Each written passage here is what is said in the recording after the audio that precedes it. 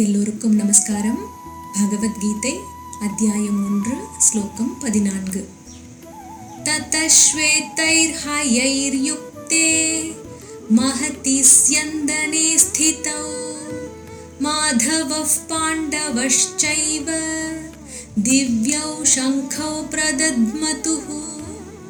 ததஸ்வேதைர்ஹயைர்யுக்தே மஹதி ஸ்யந்தனே ஸ்திதௌ மாதவः பாண்டவश्चैव திவ்யௌ சங்கௌ பிரதத்மதுः.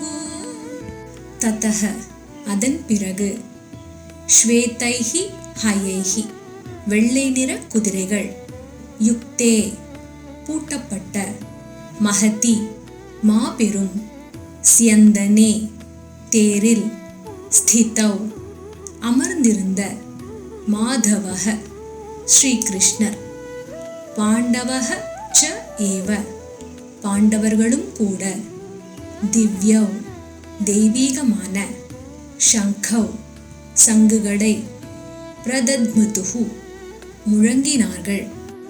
ஸ்லோகத்தினுடைய விளக்கம். இந்த ஸ்லோகம் பாண்டவர்களின் தரப்பில் இருந்து வந்த முதல் எதிர்வினையை குறிக்கிறது. கௌரவப்படையின் பேரொளி முழங்கிய பின்பு அதனைத் தொடர்ந்து வெள்ளை நிற குதிரைகள் பூட்டப்பட்ட பிரம்மாண்டமான போர்த்தேரில் நின்றபடி ஸ்ரீ கிருஷ்ணரும் பாண்டவ வீரன் அர்ஜுனனும் தங்கள் தெய்வீகமான சங்குகளை உரக்க ஊதினார்கள். அர்ஜுனனின் தேர் அக்னி தேவனால வழங்கப்பட்டது. அதில் வெள்ளை நிற குதிரைகள் பூட்டப்பட்டிருந்தன. அந்த தேரில் ஜெகத்குருவான கிருஷ்ணரே சாரதியாக அமர்ந்திருப்பது பாண்டவர்களின் வெற்றி ஏற்கனவே உறுதி செய்யப்பட்டு விட்டது என்பதற்கான அடையாளமாகும்.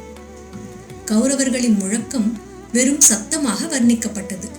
ஆனால் கிருஷ்ணரும் அர்ஜுனனும் எழுப்பிய சப்தம் திவ்ய, அதாவது தெய்வீகமானது என்று போற்றப்படுகிறது.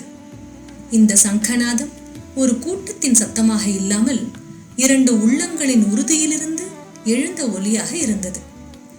தர்மம் பேசும் பொழுது அதற்கு பேரொளி தேவையில்லை என்பதை கீதை இங்கே மெதுவாக நமக்கு சொல்ல ஆரம்பிக்கிறது.